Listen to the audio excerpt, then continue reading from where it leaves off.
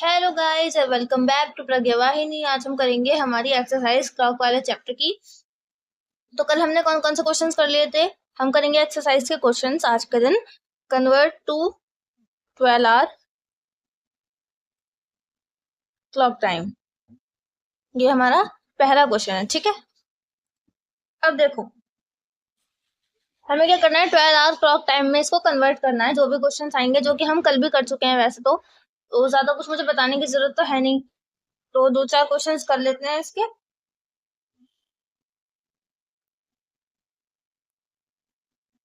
ठीक है, अब देखो इसको क्या बोलेंगे हम, 0736 है।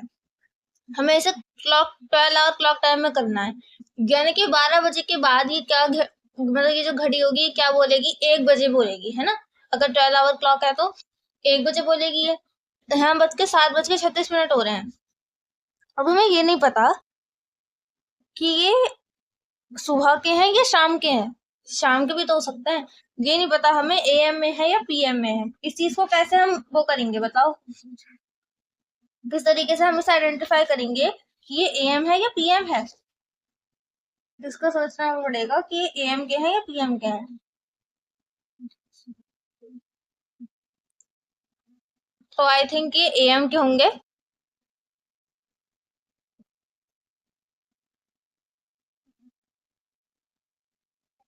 क्योंकि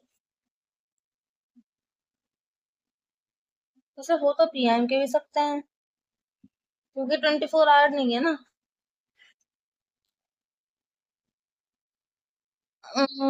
7:36 हो रहे हैं ये।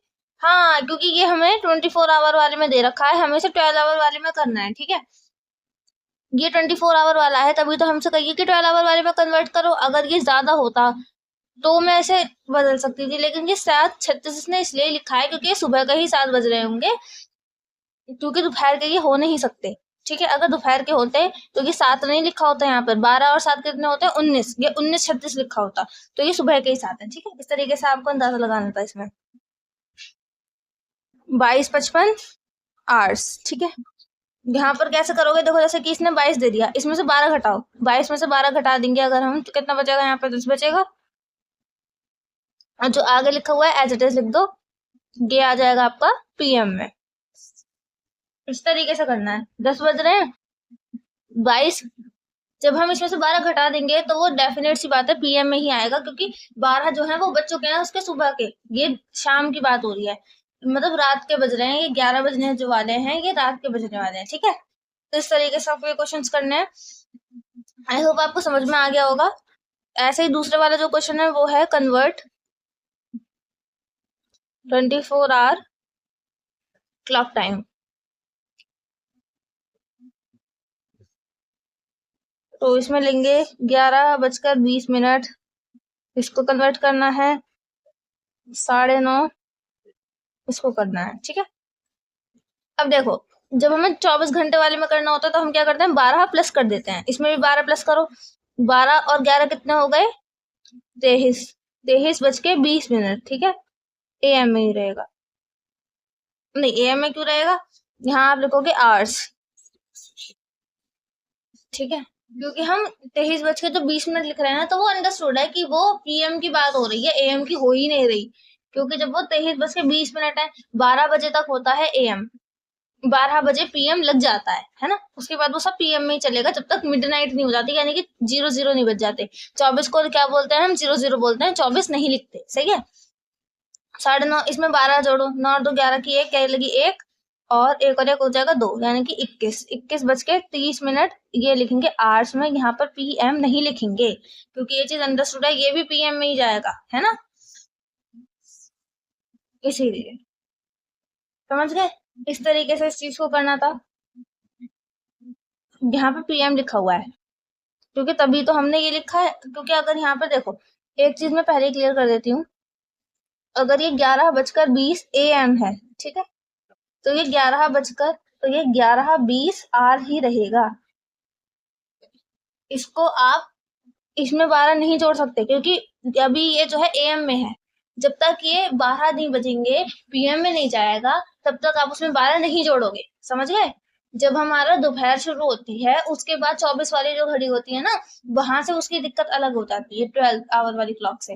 वरना 12 तक दोनों में सब कुछ सेम चलता है, एएम भी और पीएम भी। लेकिन जो हमारी 24 घंटे वाली घड़ी होती है उसके अंदर 12 बजे के बाद से जो चीजें होती है ना, वो 13, वो 1 को 13 बोलती है, 2 को 14 बोलती है, इस तरीके से चलता है ना। तो जब ये 11:20 अगर एएम में है तो वो इतना ही रहेगा, ठीक है। लेकिन अगर ये पीएम में है तो इसमें हम 12 जोड़ देंगे और इसको इस तरीके से लिख देंगे, ठीक है। इसके बाद में अब आप क्या करेंगे, अब ये वाले जो क्वेश्चन है ये दोनों के दोनों आप होमवर्क में ट्राई करेंगे, क्योंकि मैं इन्हें बहुत अच्छे तरीके से आपको कल भी बता चुकी थी और आज भी मैंने बताए हैं क्वेश्चन करके। तो इन दोनों क्वेश्चंस को आप करेंगे होमवर्क में। मैं ये वाला क्वेश्चन और ये वाला क्वेश्चन आपको जरूर से बताऊंगी, बहुत अच्छे क्वेश्चन है, ये आपको समझने चाहिए, ठीक है। तो क्वेश्चन क्या है, क्वेश्चन है थोड़ा सा ध्यान से देखेंगे। This is the time table of a Madurai Chennai train, look at it and answer the following questions, give 12 hour time clock times. हमसे कहा गया है कि जो 12 घंटे वाली क्लॉक होती है उसके हिसाब से आपको टाइम सेट करना है और हमें इसके आंसर दे दो। ये जो है हमारे ये 24 आवर क्लॉक वाले टाइम होंगे, यानी कि ठीक है। तब इस तो 12 वाला पूछ रखा है हमसे, तो ये 24 आवर्स वाला क्लॉक टाइम है।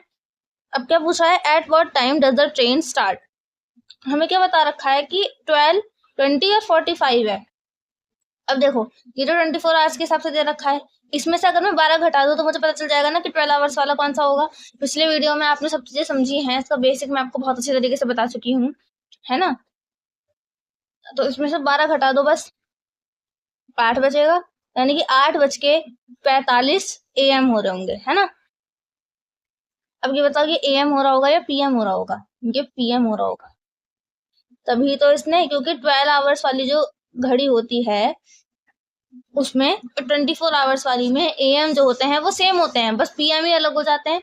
तो अगर हमें कुछ चीज बदलनी है तो वो हमारा PM बदलेगा, AM में कोई भी चीज नहीं बदली जाती, यानी कि ये PM में रहा होगा, समझ गए।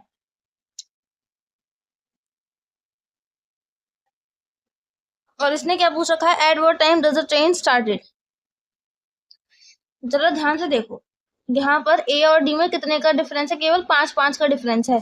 यानी कि अगर कोई ट्रेन ए जो है, अगर वो ए स्टेशन पर 45 पर है तो वो डी स्टेशन पर कब आ रही है, 50 पर आ रही है, समझ रहे हो। तो यानी कि ये जो है यहाँ पर कितने पर आई होगी, ये आई होगी 20:40 पर आई होगी ये इस ट्रेन पर, है ना। 20:40 पर आई होगी ये यहाँ पर, क्योंकि वरना वो हो जाएगा, क्या हो जाएगा, क्योंकि सब जगह पर 5-5 का ही गैप है भाई, 40, 45, 55। फिर देखो ये 21, 55 हो रहे थे, डायरेक्ट 22 बज गए, 23:30 हो रहे थे, 23:35 हो गए, 2:45, 2:50, ए से डी तक जाने में उसको केवल 5 मिनट लग रहे हैं, इसलिए मैंने 5 मिनट हटा के यहाँ पर 20:40 लिख दिया, ठीक है। दिख नहीं रहा ना ये पेंसिल से, एक बार मैं इसको दोबारा से पेन से लिख देती हूँ, ठीक है, अब दिख जाएगा। तो 20:40 आ जाएगा यहाँ पे, ठीक है। अब देखो पहला क्वेश्चन क्या है, at what time does the train start, तो 20:40 पर स्टार्ट हो गई थी, ये चीज आ गई हमें। When does it reach Chennai Egmore station, है ना। तो चेन्नई एगमोर स्टेशन कहाँ पर है, ये रहा। चेन्नई एगमोर जो स्टेशन है वो है 5:45 पर, यानी कि ये 5:45 AM पर पहुंची है, ठीक है। क्योंकि ये 5:45 ही लिख रखा है इन्होंने, वरना ये क्या लिखते, ये यहाँ पर अगर ये शाम के 5 बज रहे होते तो इसमें 12 जोड़कर लिखा हुआ होता, ठीक है। 12 से जितनी भी बड़ी डिजिट मिलेंगी वो सारी की सारी PM में जाएंगी, और 12 से छोटी जो है वो AM में जाएंगी। और ये मैंने क्या बताया था, ये मैंने बताया था 8 बज के ये हो जाएगा 40 मिनट, ये हो जाएगा हमारा PM में, क्योंकि ये ज्यादा में है ना, तो ये 8:40 हो जाएगा। इस तरीके से आपको लिखना था, ये मैं पहले भी बता चुकी हूँ, ठीक। इसका नेक्स्ट क्वेश्चन क्या है, how much time does it take to reach Chennai Egmore from Madurai central, ठीक है।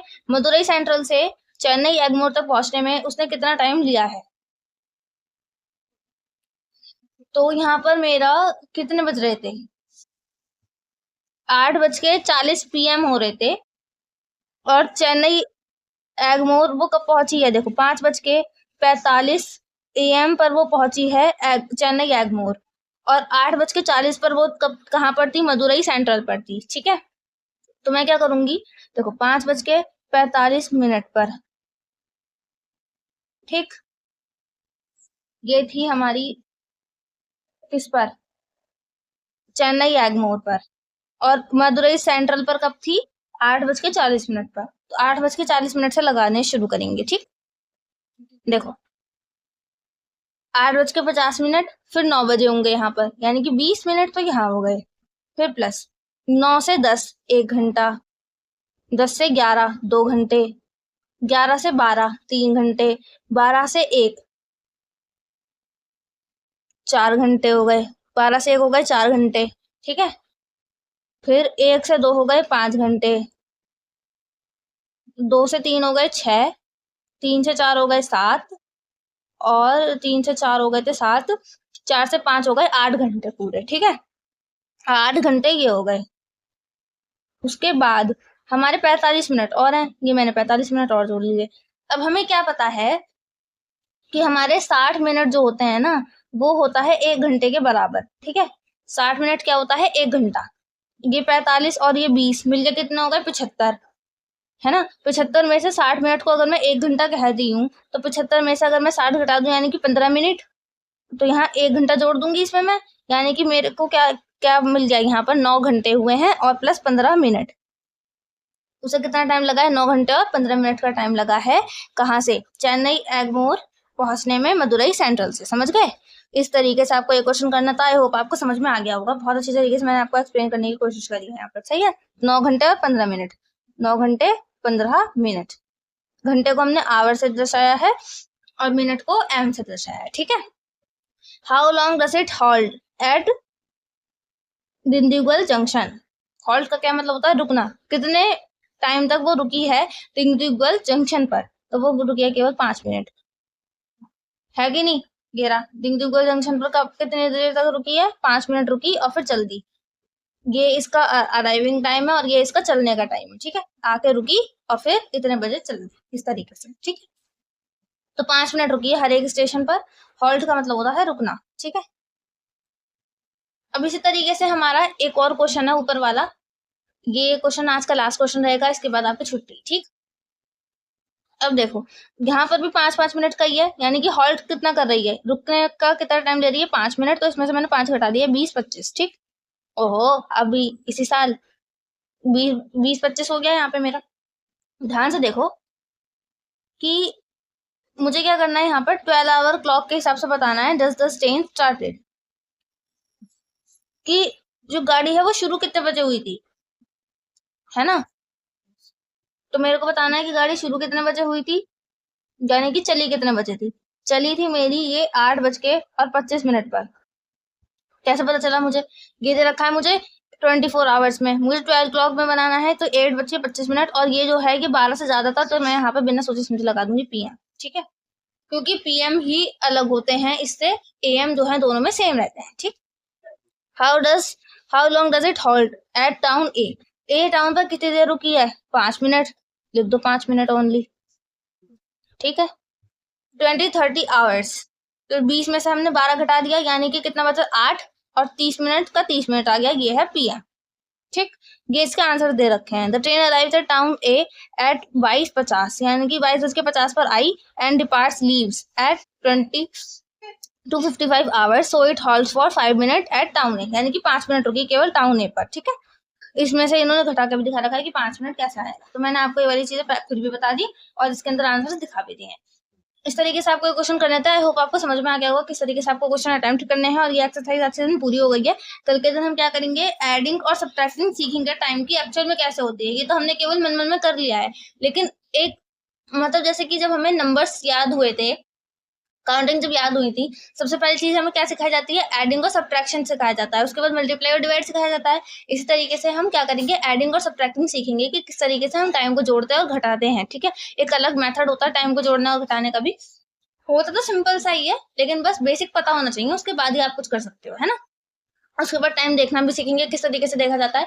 तो लगभग अभी 1 हफ्ते में ये वाला चैप्टर भी रैप अप होगा, है ना। तब तक के लिए आप बने रहो हमारे चैनल पर। ऑल्दो हमारे चैनल को आप सब्सक्राइब करें, वीडियो को लाइक करें, शेयर करें और कमेंट करके जरूर बताएं आपको वीडियो कैसी लग रही है ना। Till then take care of yourself and I see you soon in our next lecture. Take care of yourself and thanks for watching. Bye bye.